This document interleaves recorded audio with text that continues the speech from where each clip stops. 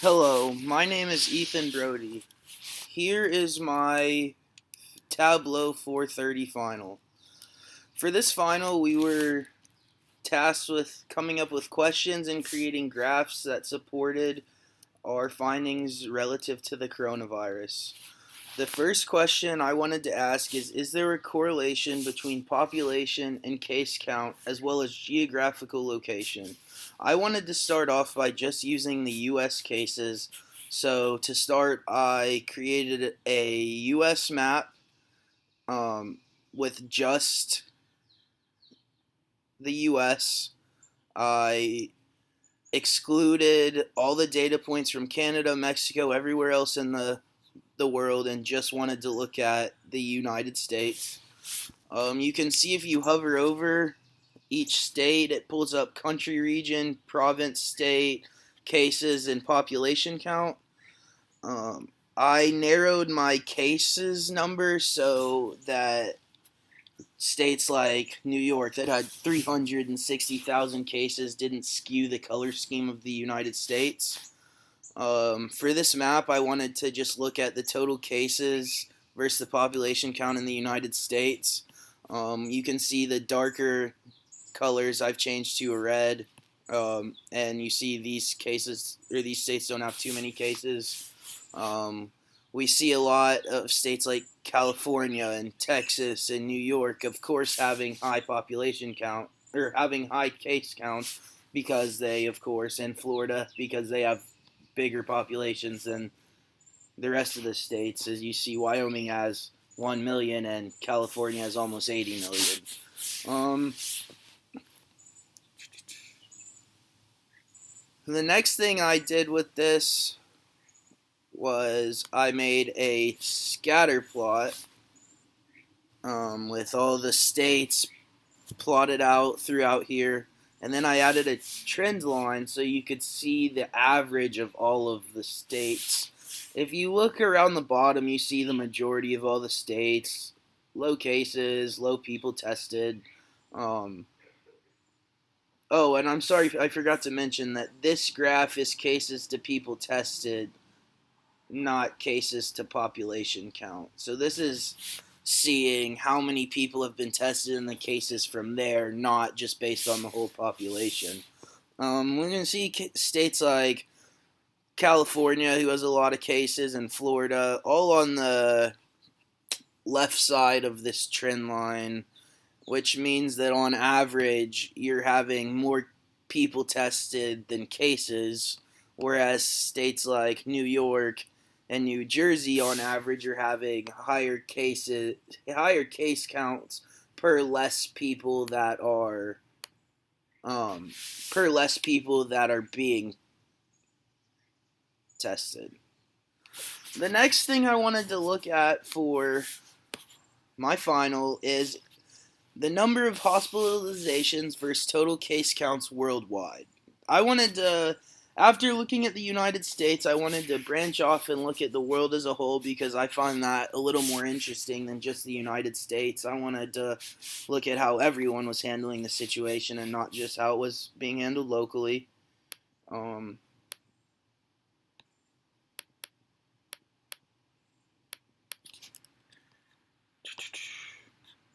What?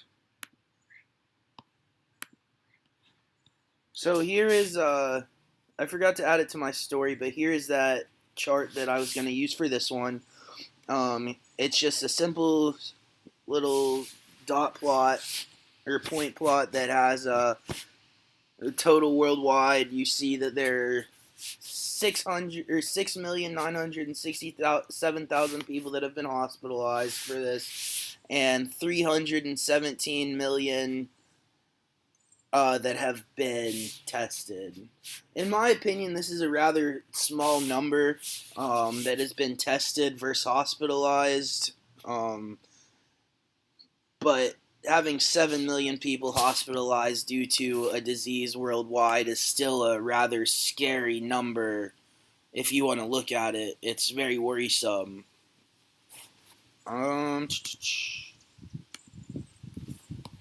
And then the last thing I wanted to look at was the number of hospitalizations versus the number of total deaths versus cases worldwide. I think this is the most telling number when figuring out um, how serious the coronavirus really is. If you have a ton of people getting sick but no one dying, of course it's important, but when you see your spiked death rates, that becomes a little more worrisome. You have to have more analytics people looking into it, health doctors, things like that, really focusing on the disease more than if no one was dying. Um, and you see, I created a little chart right here. I wanted to show the continents, and then first I wanted to show the death count. As you can see, I've also organized this so it just looked better. I color coded it, and I organized it so that the case counts with the least deaths start here with Oceania, and then Europe with the most is at the end with almost 5 million. You can see Oceania has almost 4,000 death cases. Africa has 58,000, or a little more than 58,000. Asia has a little more than 872,000. U.S. is around America is around 1,946,000, and Europe, with by far more than anyone else, has 4,972,000 deaths. The next chart I wanted to show is the number of total cases that people were positive. Don't ask me. The number of total cases that people were positive with, and then as you see right here, I did the math based on the death rates here, and I found out the death rate in each continent. Here you can see Oceania has 380,000, Africa has over 1.4 million, Asia has 24 million, America has almost 41.15 million, and Europe has 53 million. Of course, these numbers aren't necessarily accurate, they're just a good base model to go by. Countries like Africa, I've heard that there's a lot of cases with no tests, so of course you gotta take these numbers and everything that I've presented with you or presented to you with a grain of salt, um, because we are still dealing with the fact that case numbers, populations, things like this statistics might not be being reported accurately, as we definitely saw in China. Um, but again, overall, the questions I wanted to ask were: is there a correlation between population and case count, as well as geographical location? Based on my findings, I found that there was a strong correlation between the population count and the case count. The majority of places that have higher populations, we do see higher higher case counts, and then as well as the geographical location. In the United States, I found that the strong connection between populations, but as we see in the northeast corner of the United States, there is a larger concentration of case counts. I understand you can attribute that to population, but geographically, there's still a high case count in the northeast corner of the United States. The number of hospitalizations versus total cases, I found that there